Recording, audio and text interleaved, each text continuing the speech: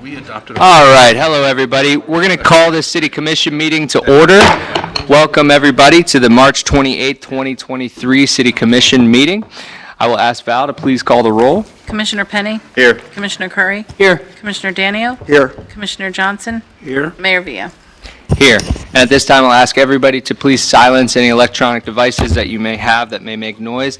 And please, would you rise with us for the invocation led by our Vice Mayor, and then afterwards continue standing for the Pledge of Allegiance. Will you pray with me? Dear gracious God, we thank you for the many gifts you've bestowed upon us all. We ask that you guide and direct our meeting so that it's full of wisdom, productivity, and respect for one another. We ask that you keep our city teammates safe as they do their jobs. God, please bless this meeting, this city, and our great country. In Jesus' name I pray. Amen. Amen. I pledge allegiance to the flag of the United States of America and to the republic for which it stands, one nation, under God, indivisible, with liberty and justice for all.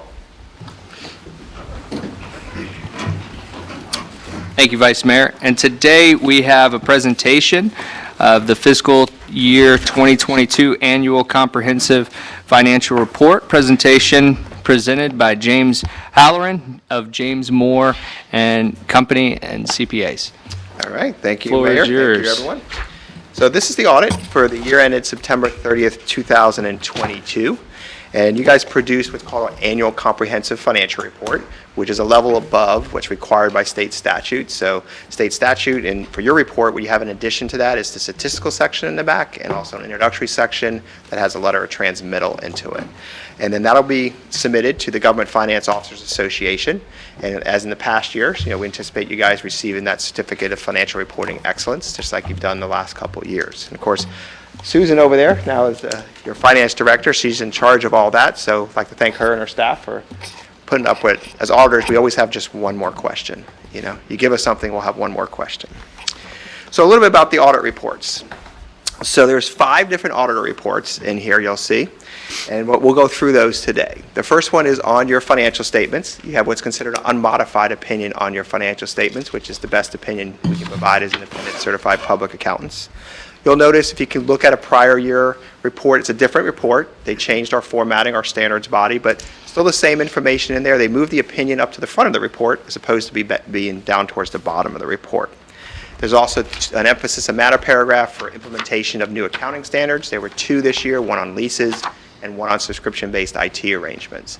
As well as there was a change in accounting principle where we changed the measurement date of your pension plans from being the same as your year end, being September 30th, 2022, to being 1 year behind. And we did that so we could speed up the process of completing the financial statements each year in the audit. So there's also a report on internal control and compliance. This is under government auditing standards, and that's required under Auditor General rules that you're, in addition to U.S. auditing standards, you're also subject to government auditing standards. And in that report, there's different levels of control deficiencies that we could report on. So we have this year 2 material weaknesses, which is the top level that we would give. One of those comments related to the system conversion. You guys implemented a new accounting system this year. You switched from your old system you had for probably over 25 years to a new accounting software. And with any system conversion, of course, there's going to be things that come up. And so with that, we had 3 different areas in there that we had recommendations for improvement. One was dealing with recording of the water receivables and billings at the end of the year and that cutoff. One dealt with administrative rights into the software itself, and the last one was accruing of accrued wages at year end. But all very typical. Almost every city we've dealt with that had a system conversion has also had some type of control deficiency that first year, or something that just gets missed in the process. So it's not unusual.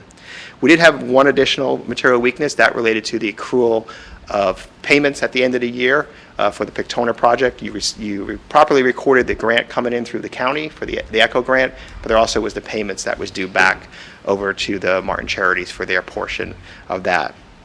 So that accrual was missed. Good news is all the comments from the prior year were resolved, which is what you want to see, as a commission, is to make sure, hey, everything we had comments on last year, what was the status of those? Are they resolved? And they are. So that's what you always want to see, that progress being made. So congratulations there. There's also a management letter required by the Auditor General of the state of Florida. So in this letter, they go through a couple different areas.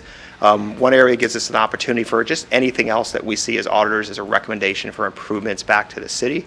And so one area we're recommending there in the future is recording the pension activity. The pension boards are in charge of those investments, but they do wind up in your financial statements. So reconciling that information, we had a couple of audit adjustments we had to do to get that information reconciled back to the pension investment trust fund statements. Also, as part of that Auditor General report, we also look at financial condition, and we do an analysis there as well. And if you were in an unfavorable position, we'd have to report on that, and you're not in any position, we have to report for financial condition. We also do a report on Florida investment statutes. We're required to look and see if the city's in compliance with the Florida investment statutes and in compliance with your investment policy, and you guys are in compliance with those. So next, a little bit on the numbers. Won't spend too much time on this, but this is government-wide, basically all your governmental activities. So your CRA, your general fund, your impact fee trust fund, all those different funds combined on the governmental side, not your water, sewer, stormwater, that's separate. And so there you'll see the biggest increases on the capital, invested in capital assets at year end and that equity balance, and that's the work that was done over at Pictona this past year, so those assets that are there. Restricted and unrestricted, a minor change there. Unrestricted fluctuates each year, mainly based off where your pension liabilities and OPEB are each year. So the general fund is your main operating fund. And so with that, at the end of the year, you sit right about $7 million, roughly, for your general fund at year end. Your large changes, you'll see restricted came up a little bit more than in previous years. Gas tax is your primarily restricted resource that you have in your general fund. So that's a timing of when those projects are going on for the paving projects and when those monies are expended. So you'll see back in 2020, you had only about $27,000, and now you're up to about $161,000. You'll easily spend that in probably the next year.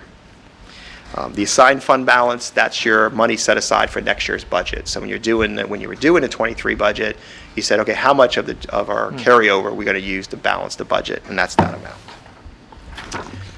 Your general fund balance, when you look at it and say, well, what is our fund balance as a percentage of our expenditures for the year? So really, how many months of savings do you have in a rainy day type fund? You have approximately 47%, so roughly 6 months sitting there at the end of the year. The city's minimum policy you have, the minimum you want to let your fund balance get to is 20 to 25, and the Government Finance Officers Association recommends going no lower than 2 months, which would be 16.7%. You do have your own fund balance policy where you look at your budgeted expenditures and transfers out, and looking at that ratio to your unassigned fund balance. So what you'll see there is you're above all your minimums for those funds, the minimums and maximums, for both your general fund, water, sewer, solid waste, and stormwater.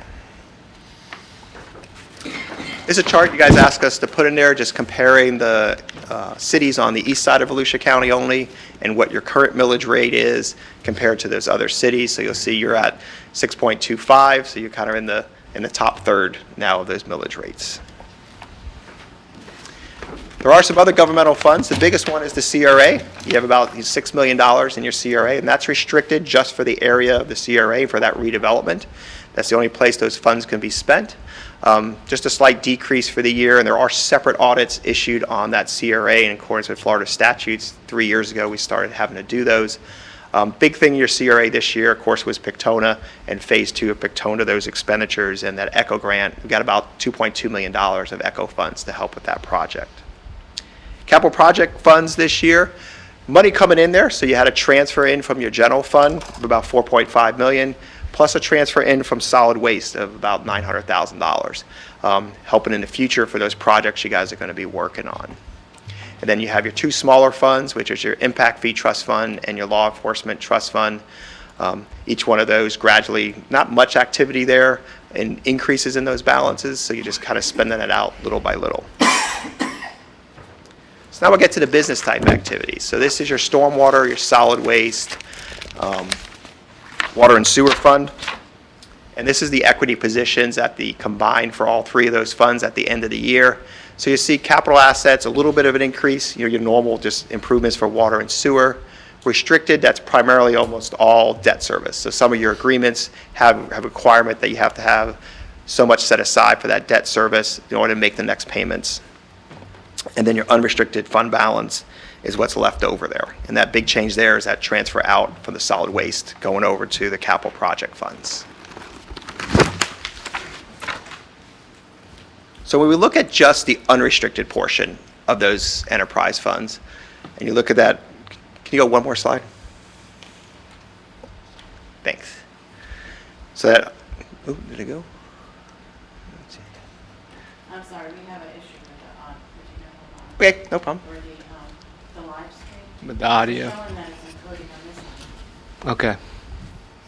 It might just be a server issue. All right, can you go one slide? Go yet? Thank you, Val. Or you're locked up. There we go. All right, so you see there, internal service funds, that's going to go away after, we do a 3-year comparison for you, so those were terminated back in 2020.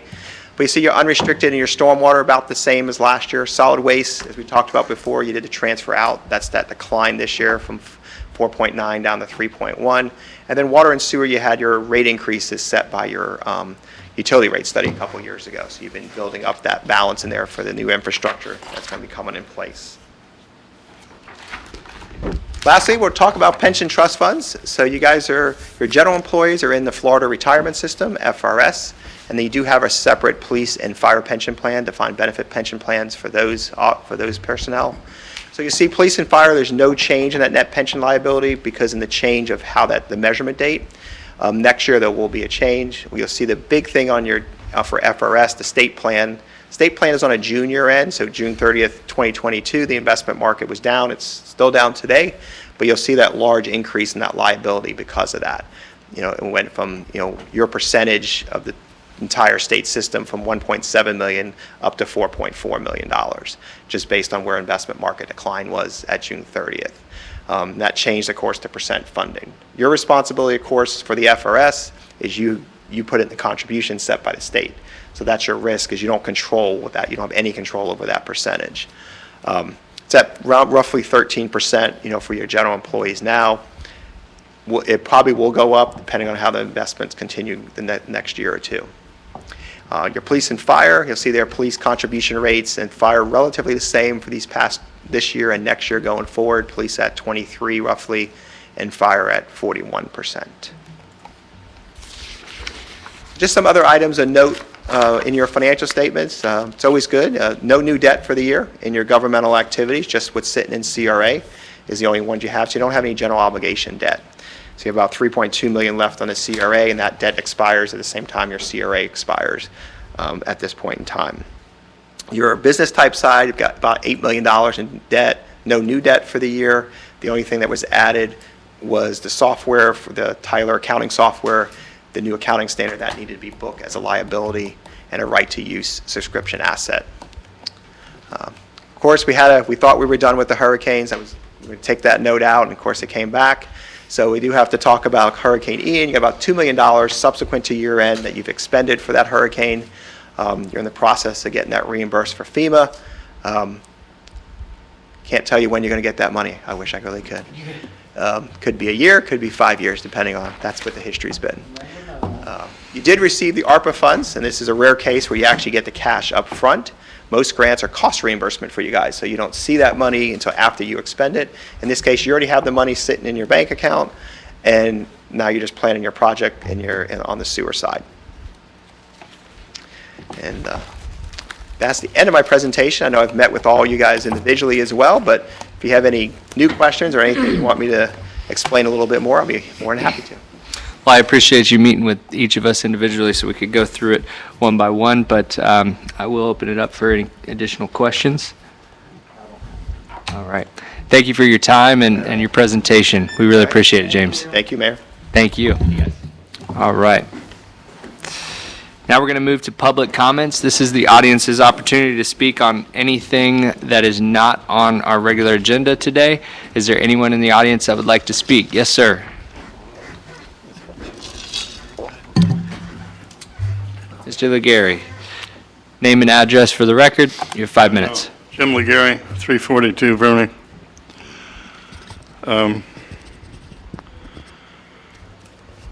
I feel like much of what I say here, y'all take as an adversarial kind of situation. And that's really not the way I intend it, but there it is. So, in an environment where the governor says keep Florida free, he wants to tell you what to read. I find that rather disturbing. The Wall Street Journal had a poll of some, I think, 1,200 people, which said that there's not much point in getting an education anymore because it doesn't pay. There's not much point in having children anymore because you don't know what it's going to face or what they're going to face. There's not much confidence in any of the institutions that we have. So when I come up here to speak with y'all, what I'm really looking to do here is to see if there's some kind of way we could get together to maybe address some of these questions. I don't know what the economics of that is. I don't know what, but it does seem to me that the responsibility of government should encompass some of these things. Thank you. Thank you, Jim. Thank you, Mr. Legary. Is there anyone else that would like to speak to the commission about anything not on our regular agenda tonight? Seeing none, I'll close public comments, and we'll move to the approval of the minutes. We have the minutes from the March 14th, 2023 workshop from Sunrise Park and March 14th, 2023 regular city commission meeting and CRA meeting.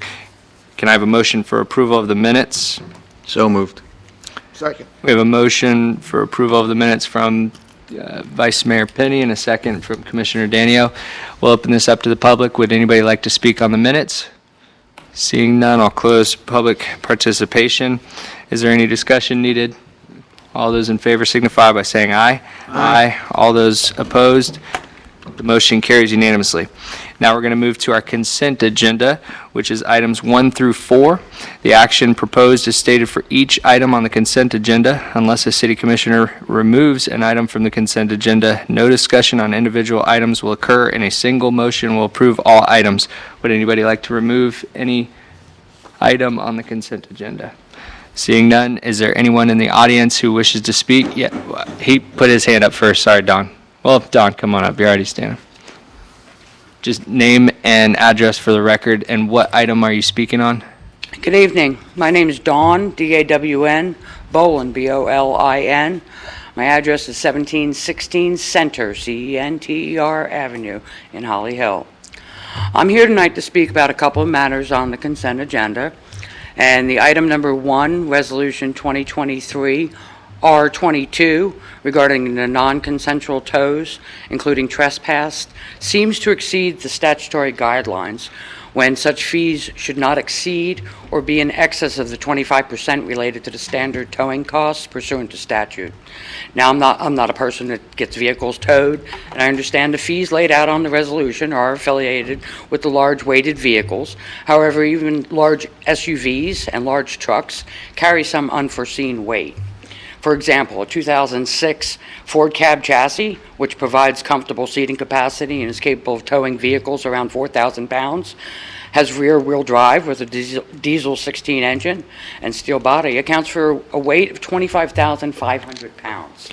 My point is that by the city implementing the resolution with the fees laid out the way they are, I believe that the resolution itself is opening up the concept of potential lawsuits. Although I believe that it is the intent with the resolution is to utilize this as a fee sheet for the towing charges related to Holly Hill PD, non-consensual tows. The idea that an unscrupulous towing company will also be allowed to charge the exorbitant fees for non-consensual or purported trespassing tows is very concerning.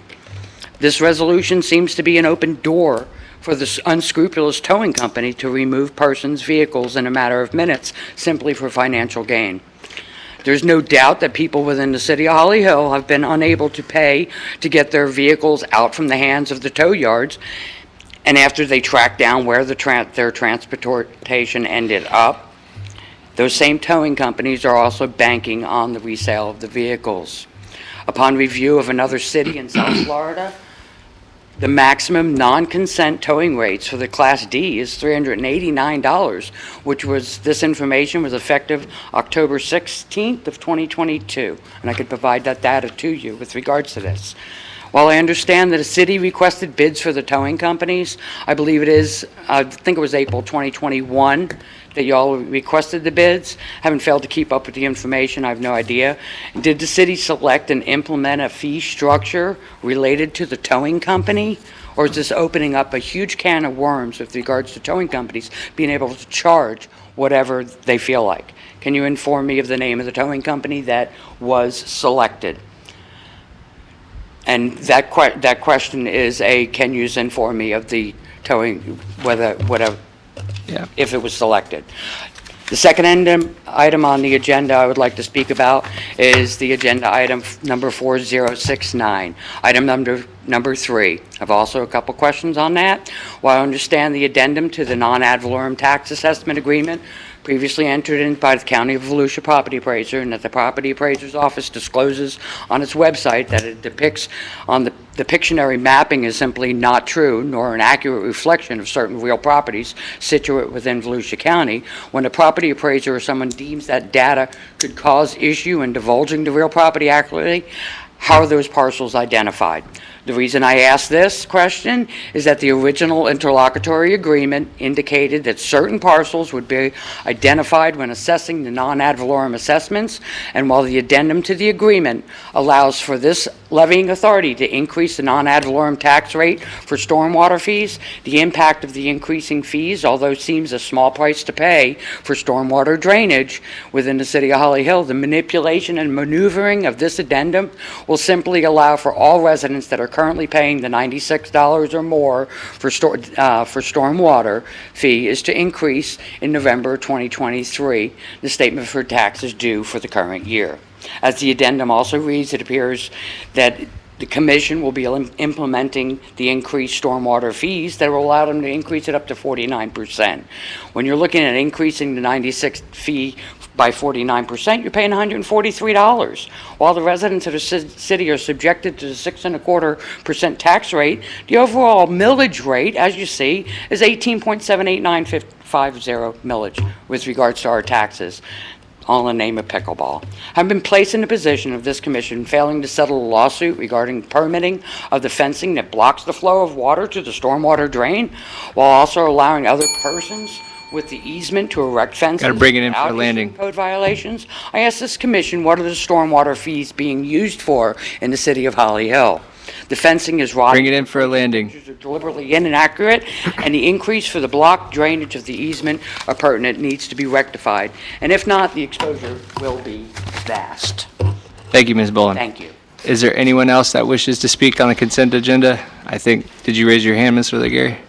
Yes, sir. Come on up. Once again, it's Jim Legary, 342 Burley. My reading of this says that we are paying the property tax people 71 cents a copy for every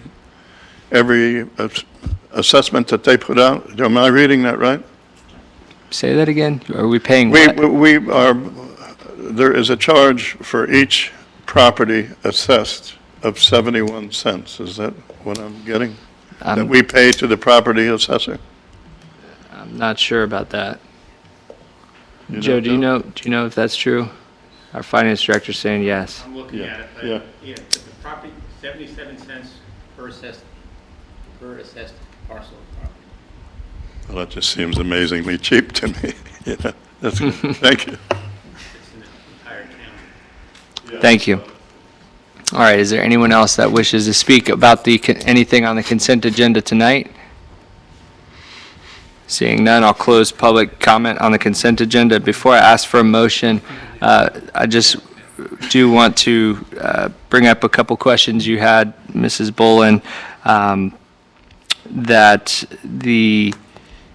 so when looking at the addendum, We did not request the addendum. The addendum The only was, thing this addendum is coming from property appraiser, property appraiser, that the only thing that it's saying is that if a levying agency wants to increase their non-ad valorem taxes more than 50%, you have to have a public hearing. right, it's capped, whereas now it's not that way.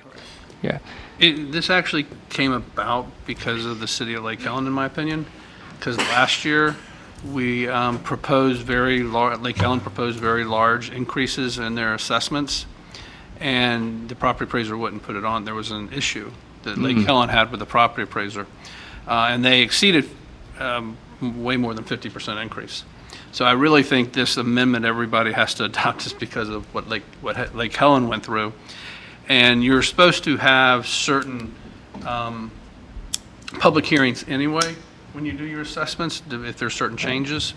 So I think this is just a response to them saying, look, if you're going to increase this more than 50%, like Lake Helen proposed last year, you need to have another public hearing. I sent an email to the property appraiser for Lake Helen 2 days ago, asking for clarification of what public hearing he was referring to. But I haven't got a response back yet. But the other benefit is the property appraiser now is allowing, anytime the cities need to have a hearing, on their assessments, they're allowed to utilize the trim notice. It used to be you couldn't utilize a trim notice, you'd have to send out to your own mailing to all your residents. Now you get to piggyback on the trim notice, so there's a cost savings there to the city. So this only comes into play if cities were going to do more than a 50% increase. And honestly, I think the law requires it anyway, without this being an addendum in there. So. Okay. I just wanted to point out that that's not what this is. We didn't request this, and there's been no discussions that I have come across. In my mind, I'm not considering an ad valorem increase as you propose. Yeah. What did I say? You I meant non-ad valorem increase at all. Ad valorem too. You guys know where I stand on that. But so just to clear that up. And speaking about the towing, I did speak with the manager about this, and these are not have anything to do with our city contract with our That's towing. correct. This is not we're under contract with Arrow Wrecker for the towing that the city calls for, which has royalty in that agreement. This is the countywide towing that all towing companies comply with, and our resolution has not been updated in quite some time. The chief had an inquiry from FHP asking about what our rates were and how they were controlled. So what we did is we went and we're adopting the same rate structure that Volusia County has adopted, so that if somebody tows, whether in the municipality of Holly Hill or in the unincorporated area, the rate charge is the same. Thank you. I had the same questions as you, Mrs. Bullen. All right, so now with that, I will ask for a motion for approval of the consent agenda. Motion to approve the consent agenda 1 through 4. We have a motion to approve and a second for the consent agenda items 1 through 4. No discussions needed. All those in favor signify by saying aye. Aye. All those opposed? The motion carries unanimously. Now we're moving to number 1 on our regular agenda, which is a request for lien reduction, 1684 Ridgewood Avenue. Mr. Forte. So I'm not going to read through all that I have in here. I think everybody has read it. This is one of those rare, unique situations where we've had an issue with this property going back to 2009, where the property owner who has homesteaded property that he does a retail business out of the first floor of had a hobby of working on Jeeps. And that hobby has grown and grown and grown to it's become a business. And in essence, what he was doing is he was dismantling vehicles on the back of his property, which is in the CC1 corridor. It backs up between Ridgewood Avenue and State Ave. That's right. Espanola. Espanola, yeah. Thank you, Espanola Avenue. So we've been working with him for quite a long time to try to get the property into compliance. In the last couple of years, we spent a lot more time working with him, to the point where he purchased the old Gary's Driveline business. There's 2 buildings over there, and he spent in excess of $350,000 just on purchasing the property. And then he went in and he had to make modifications to the property, so he spent quite a bit of money. So had it not been for the fact that he's spent $350,000 and more, we probably would be seeking more money for the lien reduction. So I spoke with him, and, right now, he is probably, according to him, he's not bringing in the amount of revenue compared to what he's spending because he keeps buying inventory and not so much selling inventory. So we've agreed that I'm willing to accept that he would pay $10,000 to reduce the lien, and he would pay that in 2 6-month increments. The first $5,000 would be paid in the next 6 months, and the second $5,000 would be paid the following 6 months.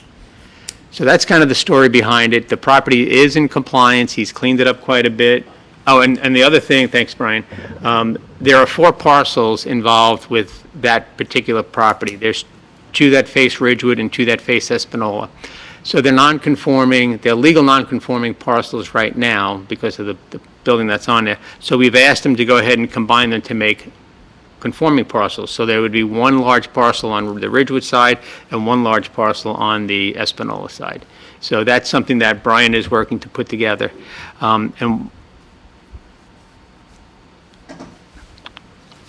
Okay, that's it for that one. This is something else. So my question, Joe, is first off, the property is in compliance now, correct? Yes. Is he allowed to have Jeeps on the property? Was the problem Problem is the dismantling of the Jeeps. So what Okay. he has on the property now are Jeeps that are running. They're functioning Jeeps, so that's not a violation. Okay. And I drove past the property on Espanola, and you can't even see into the property whatsoever anymore. So that's why I was asking that Well, question. he has you're talking about just the fence? Yes. But a lot of times that gate is actually open. Open? Okay. Yeah. Yeah. So you can go by and you can see that he does probably have maybe 10 or so Jeeps. I could see there were still Jeeps, but Yeah, but the he's property's not in compliance. dismantling them there. He brings them over to the state. It avenue used to front. look like a junkyard. So, It did. and we spoke about this yesterday, you and I, and looking more into it, is the $350,000 he bought for the other properties, is that in our city? Yeah. So he bought one other property in our city? Or is it 2? right, I think it's 2 properties. He Okay. bought one for, I looked them up, and they're 2 properties that he purchased, and he's Gary's and occupying. Volusia, right? Yes. So the concern I brought up to Mr. Forte was the way that it's written now, and I appreciate all your work on this because I know how long it's been. I've talked to you about this for years and years to finally get this property into compliance and to come up with a way to get him back to be conforming and obviously take this lien off of this property. So my concern is, and Mr. Simpson, I want you to listen to this in case I'm interpreting this the wrong way. But if, in this instance, it's $10,000 and that's 2 installments of $5,000, first payment due before September 29, 2023, and the final payment due March 29, 2024. Let's assume that he makes the first payment, $5,000, and let's say that business is not good after that, or whatever the reason may be, a health issue or whatnot, and he can't pay that $5,000.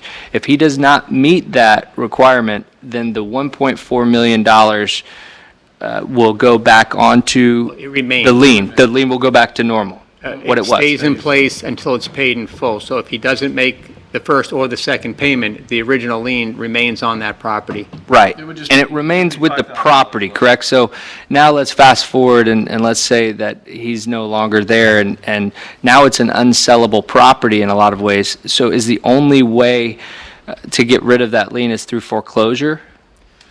The issue comes in is if it's homestead, if it's homestead. And is it? property. Because he is living It is there, homestead. right? Homestead, it's Okay, homestead, so we can't foreclose on it. okay. So the only way, I think I know where you're going with it, Mayor. So the only way that you would get rid of the lien is if another person comes in to buy it. They're not going to buy it with a $1.4 million lien on it. Right. They would come to the city and say, I want to request a lien reduction. Typically, my response would be, you're only entitled to one lien reduction, and it didn't go through. But in the reality, at $1.4 million, it'll never sell. So we would have to come back under a special exception, a special term to come back to the commission and say, this property has an unreasonable lien on it. we need to do something to make it more sellable, and we'd come back and we'd negotiate. And that's my question, though, because as I read it, it says that it can only be one time. So is that One time, typically one time to this owner. is that state statute, or is that our That's rule? policy. That's our policy. Yes. So, and where I'm going with this, Commission, is we always say that the goal is compliance, and I know that you have spoke to the owner, and in consideration of him buying additional property, also agreeing to combine the properties as well, and then letting us know he wants to be back, be a conforming, and take out this lien, and he can afford, he knows he can pay $5,000.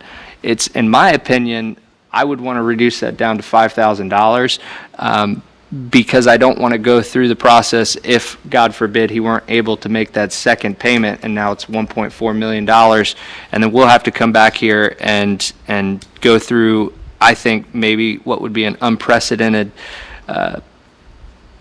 hearing, if you will. Yes, ma'am. First, I have a question. What's the actual admin cost? I didn't go through that whole process Okay. of the actual admin costs because it had gone on since 2000. Could you tell me if the $5,000 that the mayor is suggesting would cover the expenses? You know, the hard expenses, yes, you're talking about the special master fee, how many hours the staff has put in following up on this and revisiting, and it would probably be close over the number of years. Now, they don't work on it every week or even Right, every right. year. It just sat there for a period of time. I know that this has been worked on for several years, probably quite a bit longer than 2 or 3 years. And I feel as though what we've always done is compliance, compliance, compliance. And this property is in such a predicament that, I mean, it took him a long time to get it done, but he did get it done. I really never thought he would. No, we didn't either. And the fact that he's invested into our community again, I don't have heartburn with the 5,000, Mayor, at all. Are there any further questions for staff? All right, seeing none, we'll open it up to the public. Is there anyone in the audience that is the owner here? You're not the owner, are you? No, they're not here. Okay. Well, then at this time, we'll open it up to the public. Is there anyone in the audience that would like to speak on this lien reduction tonight? Seeing none, I'll close public participation. And I will open the floor for a motion. I'll make a motion, well, I don't have my computer in front of me. What was the date of, The the first first one's payment? September September 29th. 20 Yeah, okay, that's what I 2023. thought. That's what I have written down. So I'll make a motion, with the change of the $5,000 by the 29th of September and remove the other $5,000 payment. All right, we have a motion and a second to reduce was the that lien Clear to enough, Valerie? Okay. $5,000. The payment due before September 29th, 2023? Or should I say before or on? On or before, On or before? no later than. Yes. Okay. All right, so we have a motion and a second. Now, discussion? You already said your piece. Yeah, I don't have any. Mr. Johnson? No, go ahead. Yes. I'm not in favor of amending the original motion as stated by the manager. My concern is that I understand we are in compliance, but all of these violations were self-created. And he was put on notice over and over and over and over, and he kept doing it, kept doing it, kept doing it. I don't really have any regard for the fact that he bought other property in our city. He bought other property, and it still took him a long time to come into compliance on this property. Mr. Forte negotiated the 10,000. Typically, it's cost plus 25% of the loan or the lien. So I think 10,000 is more than reasonable. I would have been more comfortable if this had been brought to us in March of next year when he had the whole 10,000. My concern is that leapfrogging it. We're going to do half of it now. And what if he doesn't do the other half? Like you stated, Mr. Mayor, but I don't think anything happens. If we agree to 10,000 and 5,000 now and 5,000 next year, the city doesn't do anything, except we take his money.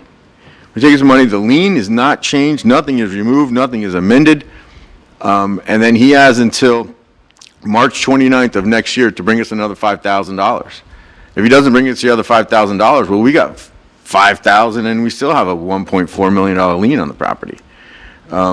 So I hear what you're saying about he's in compliance, but he created this whole mess himself.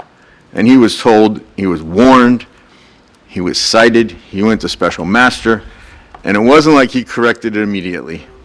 And so I'm really not very compassionate about reducing it any more than to the $10,000. So I would have to vote against this motion. Thank you, Vice Mayor. Are you next? I was, well, I was gonna, basically, I knew his was gonna be a longer.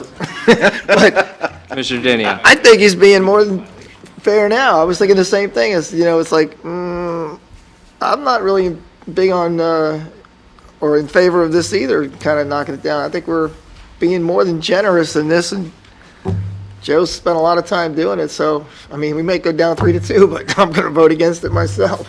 Okay.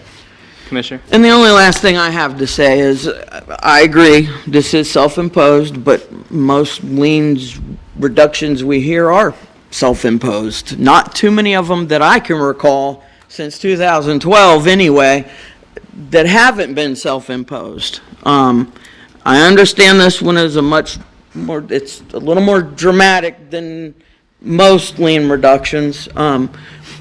I don't want to get into a situation, like you said, March of next year, something happens, he's gotten sick, family's gotten sick, whatever.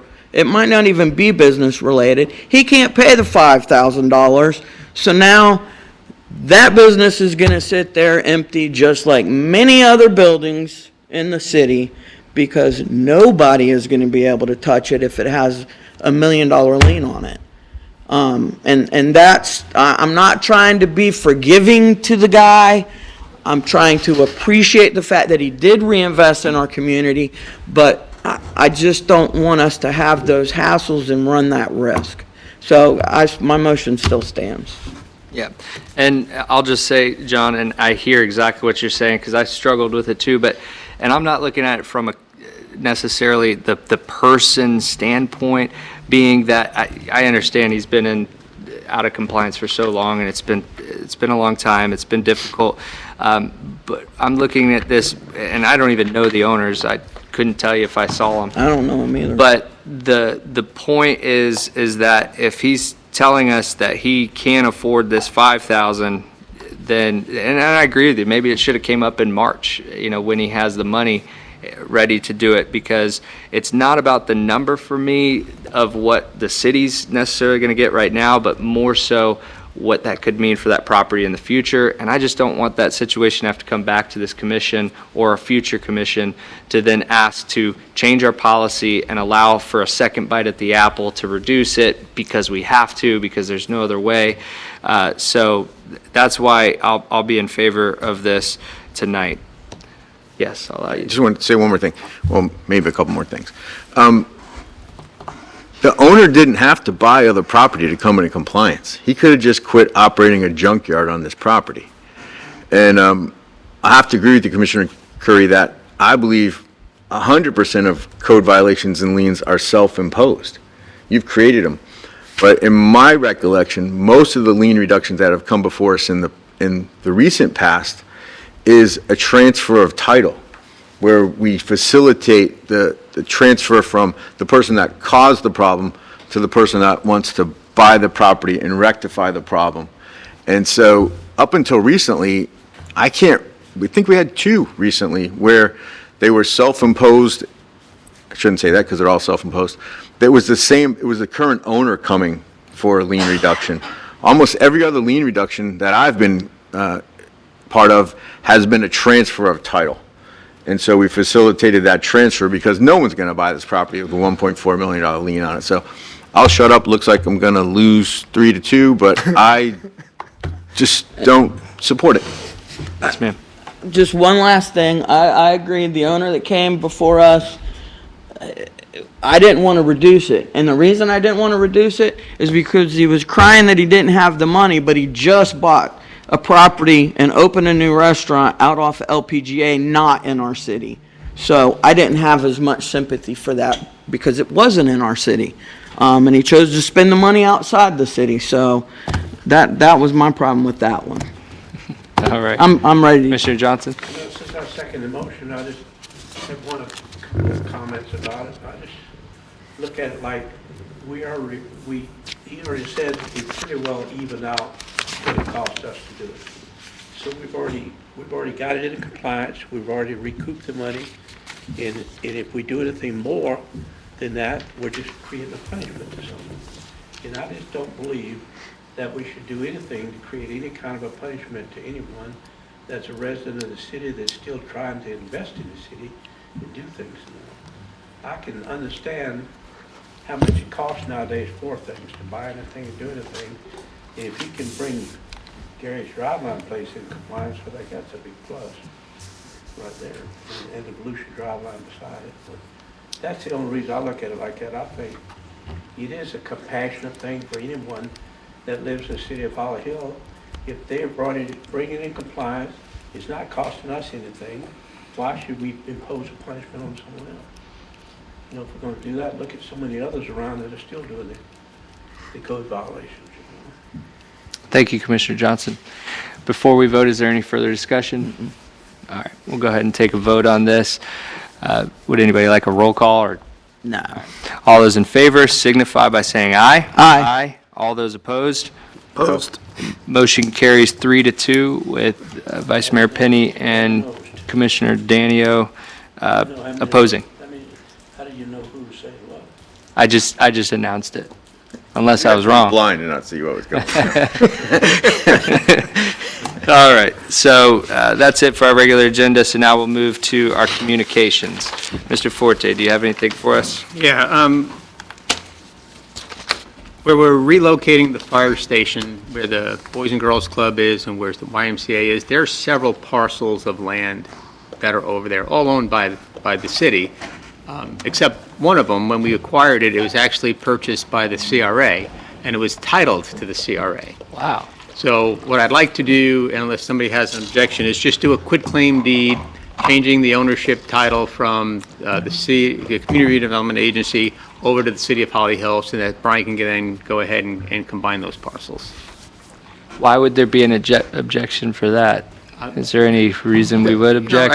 I think I don't have the see- ability to do this, but I don't like changing names of parcels without at least bringing it to your Okay, attention. yeah. No, I appreciate you I don't think bringing anybody it. would say no, but I Yeah. feel more comfortable with everybody saying. At the end of the day, it's owned by the taxpayer, Yeah. so, Ultimately, yes. For Yes. conformity purposes, I don't have a problem with Yeah. that. any objection? Seeing none, there are no objections. All right, and then,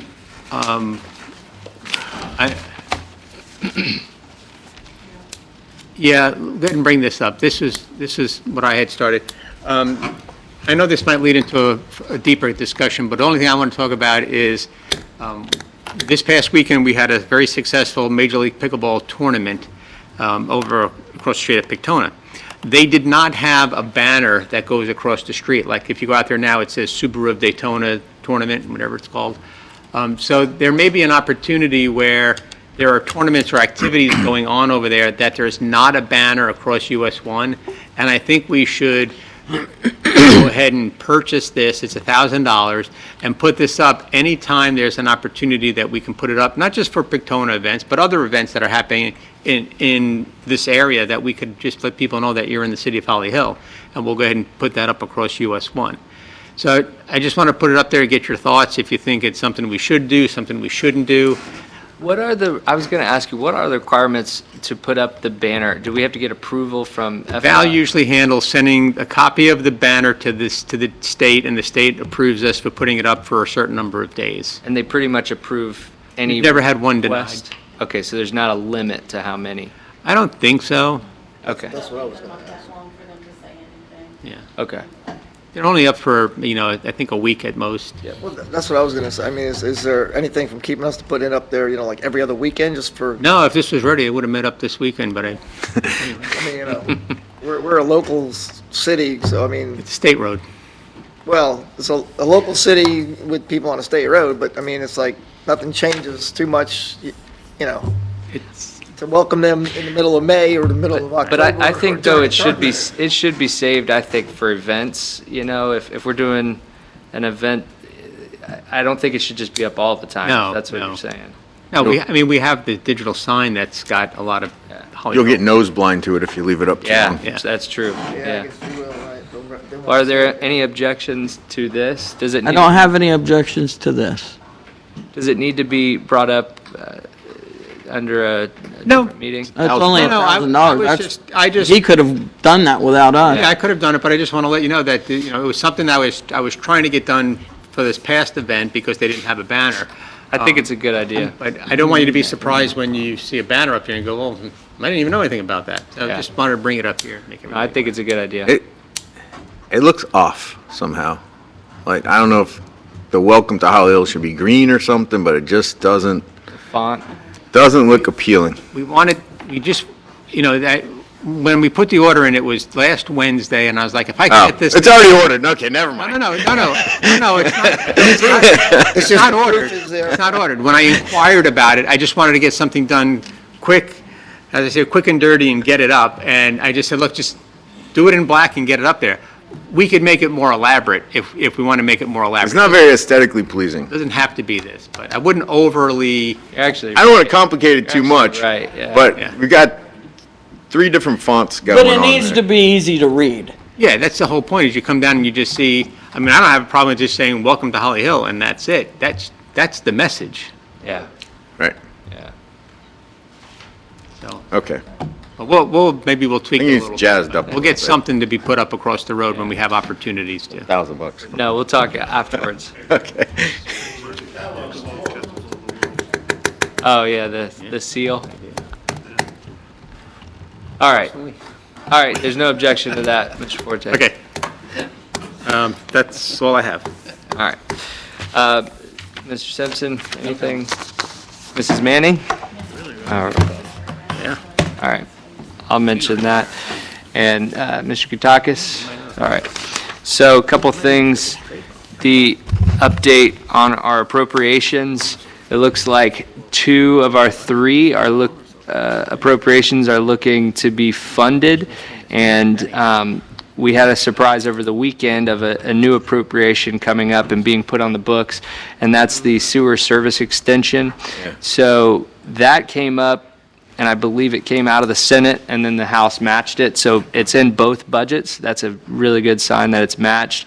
For the fire station, we have allocated $1.25 million in an appropriation from the House and 0 in the Senate. And I don't know the explanation why the Senate wasn't done, but since Chairman Leak is the appropriations chair in the House, apparently it may be a negotiation tactic by the Senate to try to get some of their stuff funded. So I still have a lot of faith that that is going to be funded. I know that it's a top priority for our sponsor, Chase Tremont, Rep Tremont, and as well as our representative, Tom Leak, who is the head of appropriations. So that's a good sign. So I think that we're still moving in a positive direction on that. If I hear anything more, I will let you know in a publicly disclosed meeting. Another thing is we do have a lot of events coming up. We have the 20th annual Easter egg event. Thank you, Val, so much for working so hard on that. I know Yes. you're still Thank trying you. to get volunteers and to help make this a success. It always is such a great event. So that's 10 a.m. to 12 on April 1st. That's Saturday, and it starts promptly at 10. So don't show up at 10:05 with your grandchildren, or else they'll be very sad. It So will be empty. shoot for 9:30.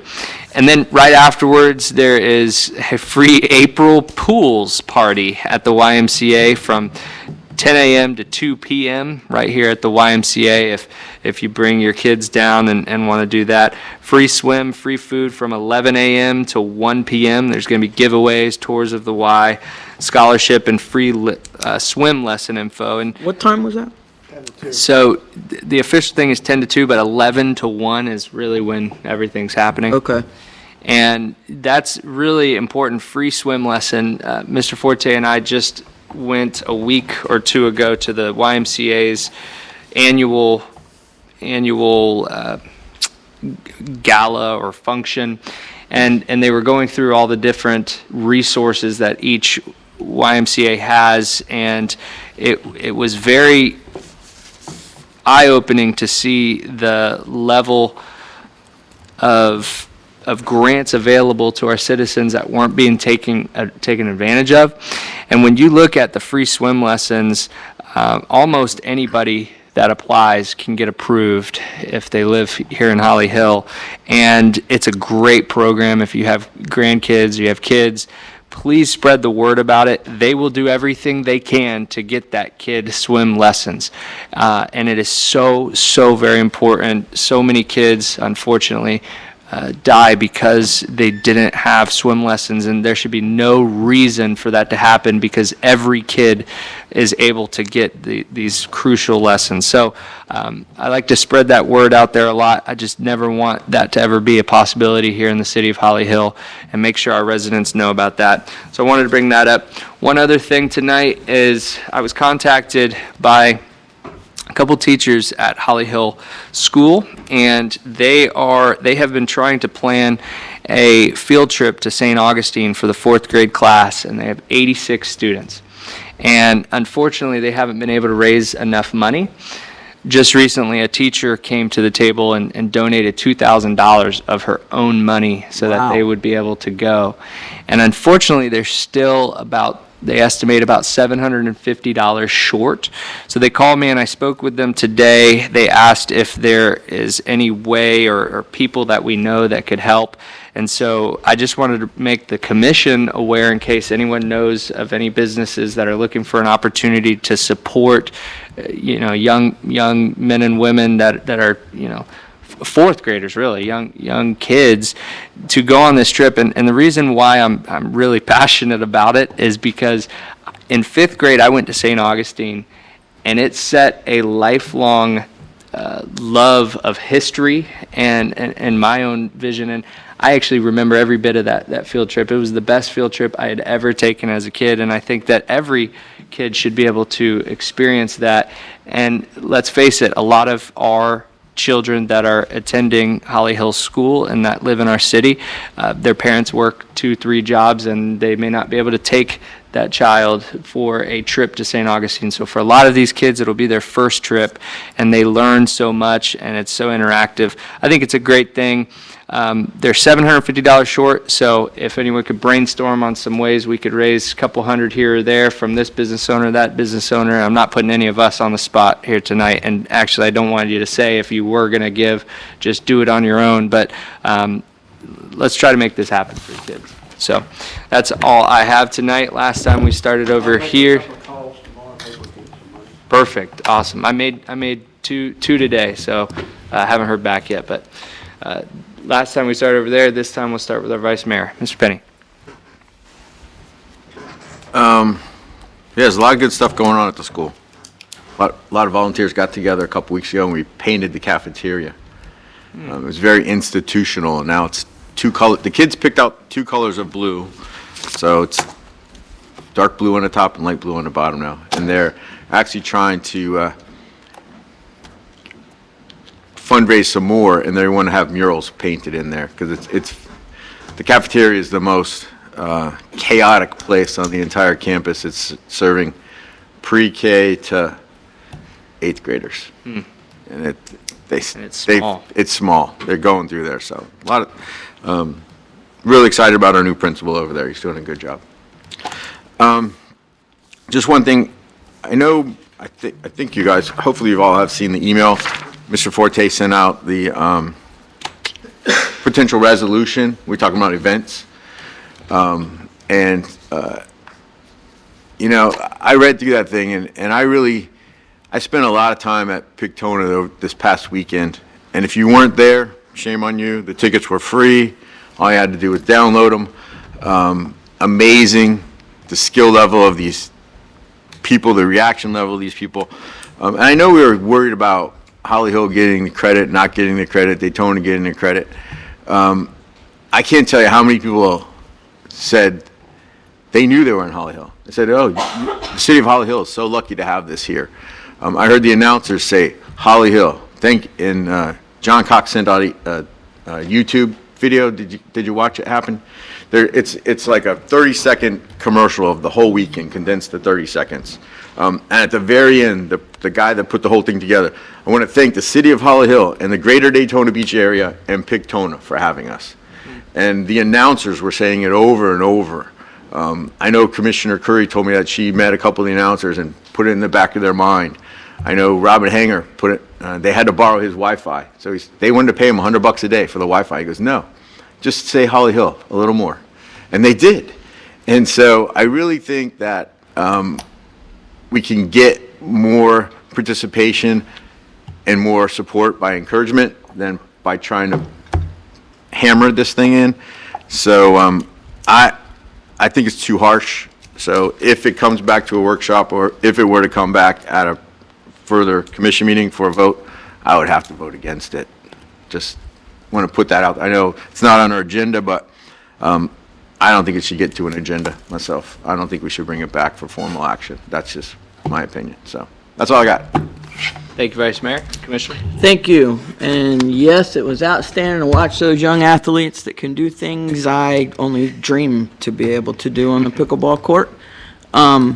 Or anywhere else. Well, yeah, I went and played yesterday morning, and I'm like, wow, this doesn't look the same when we play. A little different.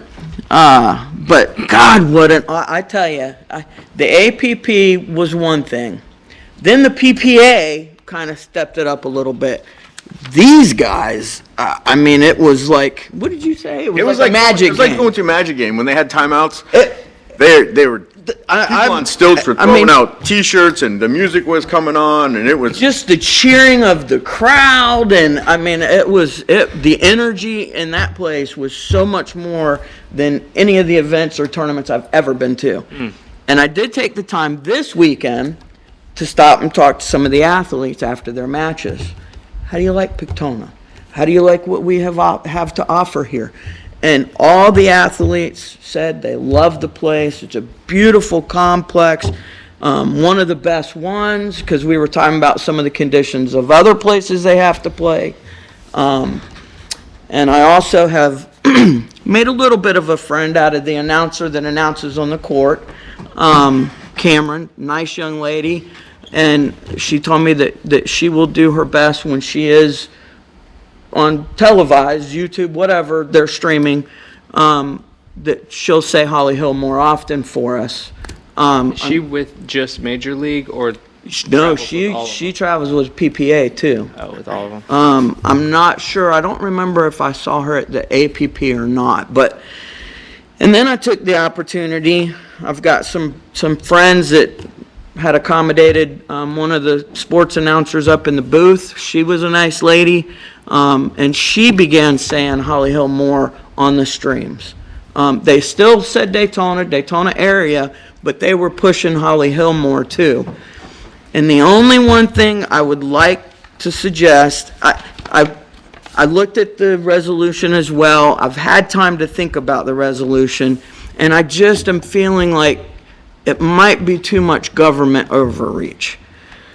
So my suggestion, and what I talked to Mr. Forte about, Valerie, can you put that back up there for me, please?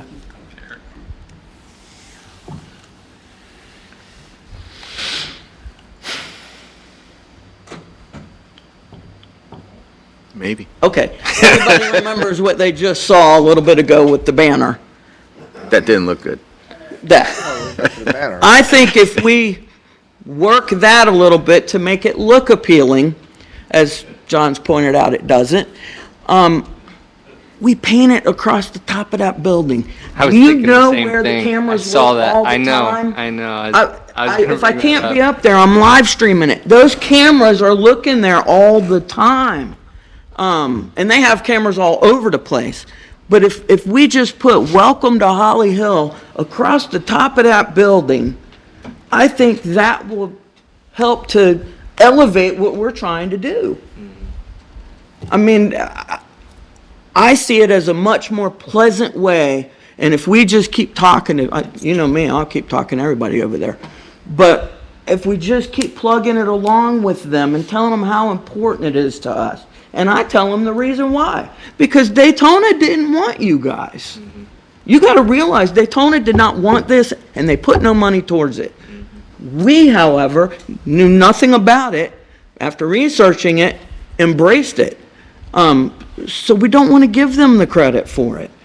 I know Daytona Beach area has to be mentioned for people to recognize where it's at in this area. But I think that will work wonders.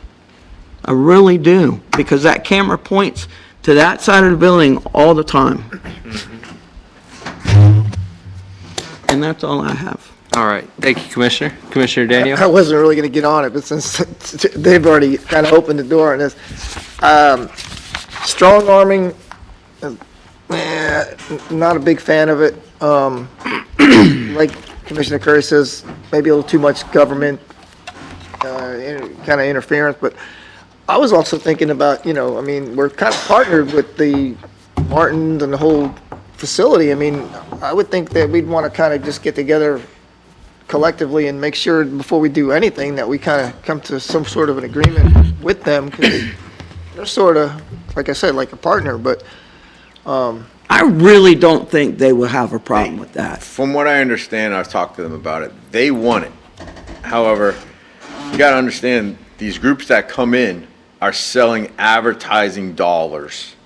They can get more advertising dollars if they say Daytona Beach than if they say Holly Hill. I mean, yeah, we don't want to, I got all kinds of statistics here yeah, I bet you do. that tell you that a third of the NFL football teams don't play in the cities that are on their helmets because they're bigger markets than that. So the Martins are all in favor of this, but I don't believe they are going to lose a contract if we mandate that it says Holly Hill and they can never say Daytona. I think we're kind of pushing the envelope a little too much there. But I don't see why they wouldn't go for something paying. Yeah, like I you mean, say, first of all, it's our encouraging, building, but we don't want to be like that. So I really think, because the times I've talked to them over there as well. Kind of reminds me of like eminent domain. It's like, you can do it. They but really you really want to. They want to embrace the Holly Hill as well, but their hands have been tied. Because Yeah. I've talked to them over there many times. So I think that would help if we did something. Well, I mean, we're going to obviously talk about it again, but, No, I'm hoping we never talk about it again. That's why I brought it up. oh, all right, well, that's fine. I mean, Joe, can you get us some samples for what we could put over there that looks more attractive? Well, you paid Mike Gelati for that logo, Yeah. and you could put that logo on each side of that center piling if that's pretty enough for you. That's better than the welcome to. Or what you could with, put is, you could take But I the- think it's good if we have welcome to Holly Hill. I mean, I'm not saying not the logo, but I just think it's, if you put that up there, to Are we welcoming them to the facility, or we just kind of just? no, we're welcoming announcing them to it? Holly Hill. We want them to feel welcome in our community. Well, that's on a banner across the street, but on the facility itself, do we As really the have to put person that brought welcome? this crazy idea up, I don't think we should workshop it tonight here. Yeah, that's fine. That's a whole different matter. Painting the building is a whole different matter than that resolution I spoke about. Okay, So well, let's- can can we we separate- workshop So- that? So, but before we go there, so you said you don't want to talk about it again. So if we're going to talk about it, I'm going to talk about it now. Right. But so the point is I'm willing to workshop this, but I don't agree with you at all, Commissioner Danio, that this is like eminent domain. That is not even close. We are asking them to give the city our due for pouring in millions of dollars and taking a chance on this. And I understood, I listened quietly to everyone. And you're all right in some way, okay? I agree full-heartedly with the welcome to Holly Hill. Actually, when I was watching it online, I said, that's a perfect place to put Yeah. the logo. I think that's a no-brainer. And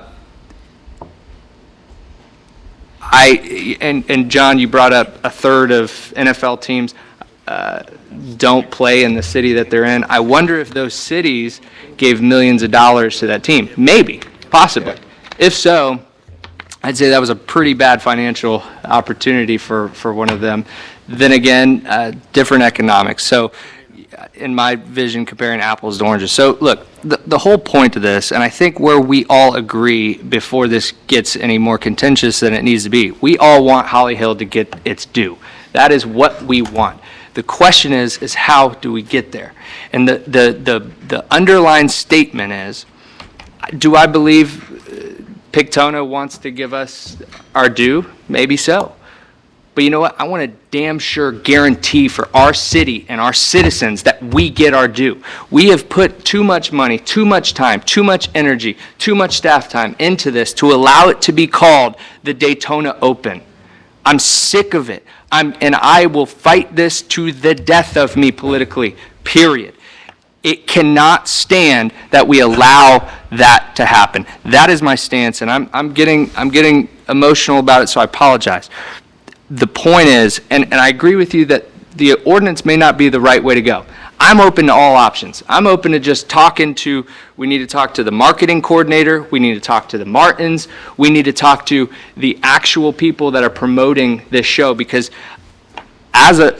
being in marketing and understanding marketing dollars, I understand there is a universal knowledge of what Daytona is. I get that.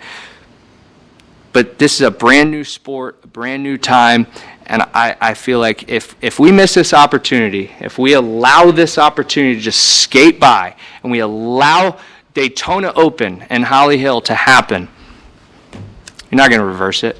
Right now, at the beginning of this sport, people are starting to hear about Pictona, and hopefully they say, at Holly Hill. And I'll remind you all, that wasn't the original name. This commission in a workshop, we had to sit in a workshop and tell them, I brought it up. I said, I don't like the name of Pictona. The reason we kept it was because Pictona was already a charity in place. And so we said, you know what? Add Pictona at Holly Hill. In fact, it was almost Pictona at Hollyland. I think we threw that around. Now it's at Holly Hill. And I am so darn glad that this commission, we put our foot down on that and we said we want it to say at Holly Hill. Since it did, it is now in every single article that is written about Pictona, thankfully.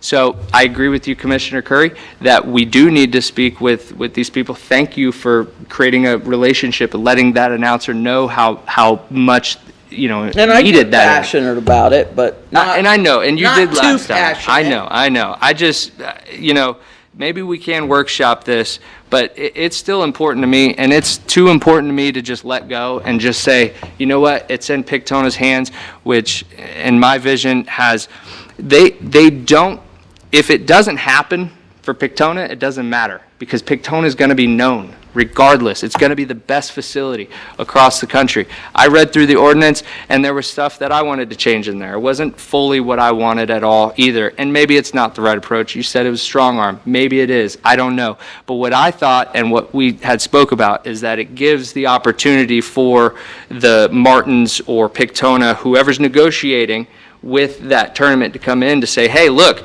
our hands are tied. The city requires that you can't call this Daytona Beach. So that was my thought on it. So I didn't mean it to be a strong arm to anybody or to offend anybody, but at the same time, it's all of our duties to stand up for our city and make sure that we get our due. So that's just the cold, Mayor. hard feelings that I have. Just real quick, can I suggest, I would love to do a workshop on it, because I want us to get credit for what we have. And that's why I talk to all the people I do. So I think, listen, if we sit down with the Martins, their marketing people, we can get some ideas about how that works from their end. They can know how we feel about it, and we can come up with a plan. I think with all of us involved, sitting down like the adults we are, and can discuss it and come up with a plan together. I really do. So, I think that could work. I mean, Commissioner. I wasn't finished, but no, I didn't mean to get you all worked up. But like you said, Sorry. asking, I got no problem with asking. I just don't know if I want to put put it out there in a way that their hands are tied. It's like giving Joe like we give Joe the authority sometimes, because he has that position to have common sense enough to do the right thing for our city, and we're trusting him to make those decisions. I think since the Martins are the ones handling it, we owe it to them to put that sort of trust into them as well, because I feel like, yeah, I'm not saying we don't deserve the credit and the city and taxpayers and all that, but I just feel that maybe we're not just the judge, jury, and execute. I mean, we need to be a little bit more partnering. And I'm not less passionate. I'm not a passionate person to begin with, so you get maybe a little more. But, I mean, our bottom line is we're after the same thing. I just, Yeah. so, I didn't mean to get you all worked up. I Yeah, was just, it's a matter of how we get there, I know. Yeah. And I think we're in agreement of what we all want, I think. So, Other than that, I I get have it. nothing. okay, other than that. All right, Commissioner Johnson. At that TPO meeting last week, I believe, someone brought it up from Daytona, I believe, I can't remember exactly what it was. Said, you know that Jim Chisholm was approached by the people that had Daytona to put that at the park. LPGA. The At- tennis place out At the tennis LPGA, yeah. Yeah, it said he wasn't interested in it whatsoever. Yep. They said, well, so now it's your gain and our loss. So you gained from it, but we really lost from it because it's really taken off like people wouldn't believe. So people that know that it's in Holly Hill, even the people in Daytona, they know and agree to that. But I'd love to see a bigger sign that I originally wanted to see on the Derbyshire side of the water tower. Water tower. I knew that was So coming, yeah. And then they put the sign there inside the railing where you can't even see it. But if you could see it all the way coming to the interstate, this is Holly Hill. I'd like to see that. A lot of things are happening. Holly Hill is looking better. If people speak very highly of Holly Hill, and if Pictona's a great thing in Holly Hill, and it's gonna make it take off a lot like Daytona Speedway did Daytona. That's big, but and we still need to concentrate on LPGA. It's already on the planning side of the TPO now. It's at the bottom of the list, which I don't think it really matters what order they're on the list, but it does sound the LPGA in Holly Hill is safe. But I don't know how much you drive on LPGA lately, but they're already clearing out now that big spot right on this side of the Twin Lakes medical place. They're already clearing that out for probably more apartments or something. Yes. If you're going out of ways, out on the left, it's gigantic what they're clearing out up there. What are they going to put in there? And that's where the new TPO meeting's going to be right out there. That's where the new facility will be. But right now, we're in the airport. Last week was the first airport. It went pretty well, and all that they brought up a few good points of things that we need to do. And one thing I brought up that doesn't really pertain to Holly Hill or not, but it's one thing that I see all the time. There's like 3.5 million trucks, big trucks that go with the tail on the interstate highway system. About 3.5 million of them is just over 300 parking spaces for them. So we still have a serious issue with trucks that have to park in places that are not legal. Whatever the DOT invested in putting all those no parking signs coming out of them rest areas. They're everywhere, in every single one of them. 100 of them. So wasted money invested in that. And I really like the pretty purple light like they have out back here in the parking lot. I think you should leave it that way, don't change it. No. Those are defective. I just see them on the interstate all the time, all the ones. I hate Up to those. this one. I think they look better than the white ones, and they put out just as much light. I like it. They're defective. I like the way that at least people are thinking about LPGA, but we absolutely have to do it. It's gonna come down to funding, no money for it probably, but we really need it, especially with Pictola now, the people coming to the state.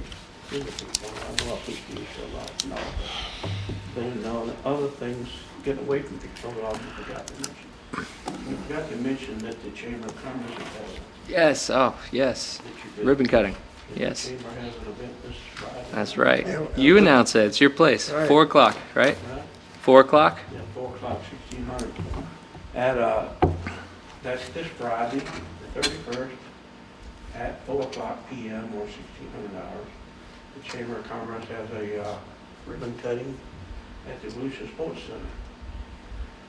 And I got to thinking about that. You can't take your money with you. I'm getting older. I've had to spend a lot of money on it. And it's not my actual project. It's my property, and I'll be the property owner, the landlord. But the Volusia Sports Center, I got to think about it. Already, it hadn't even opened yet. And sometime you go in there, you can't hardly, there's so many people there, you can't hardly walk around. Just for the members that can come into it.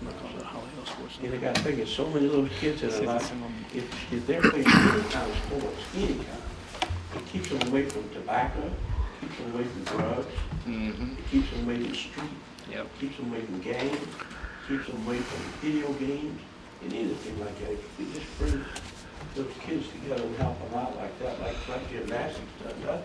I never thought about it too much till I got involved with the people that play gymnastics and I don't know.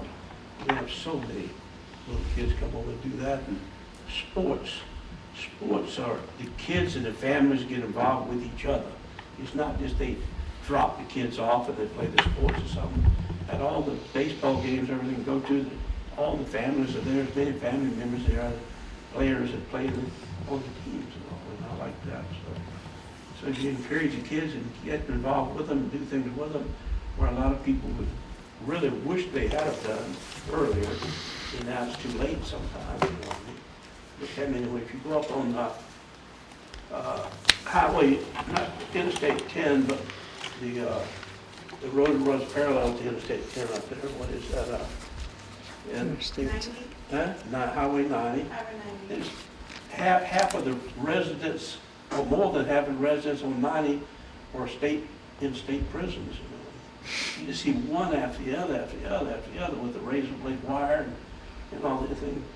We don't need that many prisons. Then you go over to the Panhandle, there's so many of them there too. No, we need to get the kids involved more in the sports and everything to keep them away from those bad influence, video games, and gangs and drugs. I got to think it cost me a lot of money, and I spent a lot of money, but I can't think of it. But I just hope so much that everybody can come for the ribbon cutting, because I think it's going to be a great day. Be a lot of people there. And even the mayor of Ormond said he will be there. So, I hope you can be there. Oh, yeah, I'll be there. And everyone else here.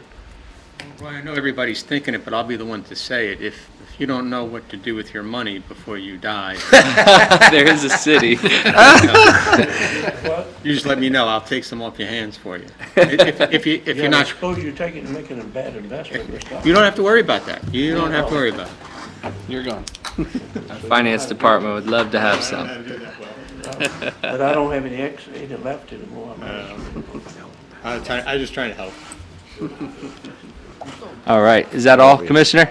Yes, we're going to go to Vice Mayor. Well, I didn't mean to stir the pot, so I obviously stirred the pot a little bit tonight. But what I was trying to get out, and I think I know how everybody feels about it, but it's a partnership. Pictone is a partnership with us. That's how I look at it. The YMCA is a partnership. Boys and Girls Club is a partnership. And when I read the resolution, I kind of thought it was a dictatorship. Like, we're going to tell you what to do. We're the landlord and you're the tenant, and by golly, you're going to do what we say. And I think where most partnerships fail is communication. And so if no one is opposed, I think we should direct Mr. Forte to meet with the Martins and express some of our concerns that he's heard and come up with some solutions. So rather than us having a workshop and saying, by golly, we're going to paint that thing there and we're going to paint this thing here and we're going to do this and that. About with them. I know, but it's not fair to bring them to a meeting and sit down and say, this is what we want to do. I think Mr. Forte should go and grease the path and say, come up with solutions before we have this workshop so that it doesn't become adversarial. Because Yeah, that's what I was trying to say. Yeah, I don't want it Partnership. that way at all. I just thought it's better everybody in the same room can communicate then. I just think so. I guess what I didn't say is, I don't want to maybe put the Martins in a position that they can't have something, or because of something that we put in place that I hate to use the word strong arm, but put into place that maybe doesn't allow them to get what they want. I mean, if we're all looking for the same thing, I don't know if I want to put them in that type of a Just that- legal matter. That environment over there this weekend Yeah. was like going to an NBA basketball game. I can't equate it to anything else. But it would be a shame if that event didn't happen there, if we had told them, you can't mention Daytona Beach ever in this thing because this is Holly Hill. Okay, so we're not going to have it here anymore. That's my whole point, is that some of this stuff is not going to happen if we lay the law down that firm. So I'll shut up. I think we can find other resolutions. Mr. Simpson? Well, since I wrote what everybody's commenting about, let me just say a couple things. One, it's not a law, it's a resolution, it's a policy. So, because even Joe and I talked about it, how do we actually enforce it? So the idea is it's an expression of intent. This is what we like. Secondly, it doesn't apply just to Pictona. It applies to any event in the city that either this city sponsors or is on city property. So it wasn't written to be directed at Pictona. It's across the board citywide, just for that reason. I didn't want to identify one particular. I know that's what stirred it, what caused it, whereas language refers to it. But it was intended to be a resolution where if they can't do it, there's nothing that we can really do. I think it just says that what our authority is that if the next time that an event comes up, that we would consider that if we're going to grant somebody to sponsor another event or to allow them to use the city property. Well, we have a long-term management agreement with Pictona. That's never going to change. So that resolution, they could continuously violate it, and there's nothing we could really do, honestly. But It's the perception that bothers me. I understand, but it was really to be able to, for them to say to ESPN, whoever Right. it is, That was the point. look, this is the Yeah. city's policy. It's not our, so it would take the monkey off their back and say, the city is wanting us to do this. This is where it's coming from. Mm-hmm. Now, if the ESPN said, no, we're not, we ain't gonna have the event here, they could still have the event here. Right. Yeah, it violates our policy. What can we do about it? Nothing. Right. You know, but that's the way, it was written that way. It could have been softer, I guess, to not offend people, whatever. No, I don't think it was wrong, and it was the intent of what we told you to do. And yeah, I agree that it wasn't meant to strong arm them, and It was actually it was to help them, it actually. was to help them, and that's what we said, is to take the monkey off their back, let them blame us, because I said up here, I don't care. I'll be the bad guy. I don't care. Tell ESPN, the mayor says you can't come here unless you say Holly Hill. I will take that all day long. I don't care. I don't need to be on TV. I don't need to do any of that. As long as they give the credit where the credit is due, which is the city of Holly Hill. But I think leaving here tonight, I think that's good direction, Mr. Penny, that Mr. Forte, if you can have that talk. Now, if we can't get anywhere with that talk, and if it's the same line that's been said over and over, is just throw your hands up in the air and, oh, we really want them to do it, but we're not going to do anything about it. We'll tell them, but really they're not going to come. Then I think that we may have to have a workshop at that point, but I am happy with doing that. I agree with you about communication completely, 100%. What I will also say is, our partnership with the Y. When we want something done, we do it, we tell them what it is, and we sometimes have to be strong with them. I think that it shouldn't be different with another partnership. Obviously, we want the best partnership we possibly can have, and if we can all come to a solution to this, then I'm happy. So, And the only difference is when we wanted something with the Y, we amended their lease when their lease was up. And so I just think that to go Y'all back. be dead when this thing's up. I know, that's my Yeah, point. right. So to What'd go you back, say? to go back Dead when this one's up. go back and change the rules on a lease that we've already let our tenant have it. We held the Y to a higher standard with the pool when their lease was up. We're not going to renew your lease unless you do this. That's the time to negotiate these type of things. And if the resolution has no teeth, then why put it in? If we can't enforce it, why make rules that you can't enforce? That's Well, that would be for them. The purpose was to help them. John, I think where you're getting it mixed up, and let me try to, the purpose wasn't to to go after the Martins or anything. The purpose was to give them an out to say, we have to have this say Holly Hill. And I understand. And maybe it's not the right tool to use. Let's give them the tools that they need to be able to help us get to where we want to be. Right, I understand. And so that's where I agree, communication. I think they took it. But furthermore, Offense to it. Furthermore, well, and maybe that goes back to your communication. Right. Maybe they heard about it and we didn't communicate it properly. I know I didn't speak to the Martins. I haven't spoke to the Martins actually ever privately, I think in my whole career. I think I've only spoke to them here other than a hi, how you doing, if I'm over at Pictona. So I haven't had a conversation with them. I don't know if Mr. Forte has since this ordinance has come up. Did they tell you that they took offense to this ordinance as well? Not since, prior to the ordinance, I told them that the city was going to consider having the attorney write an ordinance, just like you said, where we would provide a tool to them where they can use that to talk to these people that want to use the facility and say the city is requesting, I didn't say demanding, the city is requesting that the city of Holly Hill be used in the name. It was while we were walking, there was no cross-conversation. I didn't get into much more detail other than that. And he was offended? Not when I was talking to him. Like I said, I was talking to Okay. him on the way to look at the location of where we were going to put the echo sign.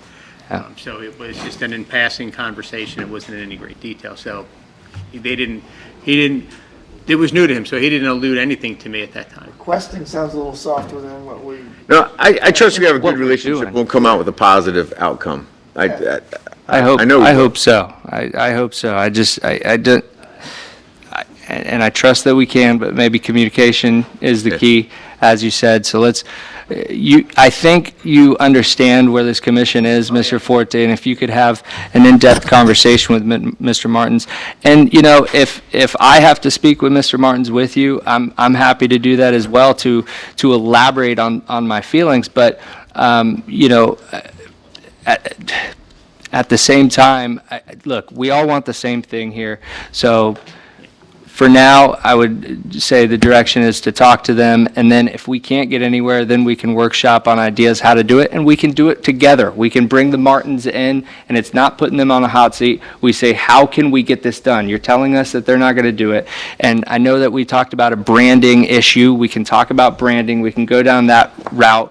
We can talk about putting the logo up on the side of the building. I think all those are we're not asking to change the whole operating agreement with them or for them to pay extra money or do anything else. I think what we're asking is very, very, it's not out of the realm of possibility. So that's the direction. Is there anything further tonight? All right, seeing none, this meeting is adjourned. Oh, it's almost dark.